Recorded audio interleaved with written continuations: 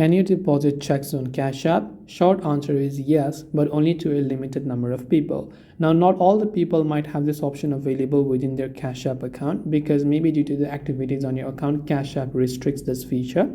But what you can do is you can simply just try to open up Cash App and make sure to log into your account. Just go to the home tab from the bottom left of the screen, as you can see there, and once you've done that, on the next page you'll find under more ways to add money an option called check. So it says pay with your phone or scan with your phone or whatever else, right? Once you've done that, enter the amount that is in the check, and once done you can confirm the front side, the back side. Make sure you have a signature on the back side of the check. Take a photo of both the front side and back side as the instructions say you to. Then once you've done that, you will be able to scan and submit your check. Keep in mind, as I said, not all the account might have this option available, and if it's not available in yours, you can try to contact the Cash App representative to see if they can help you with it.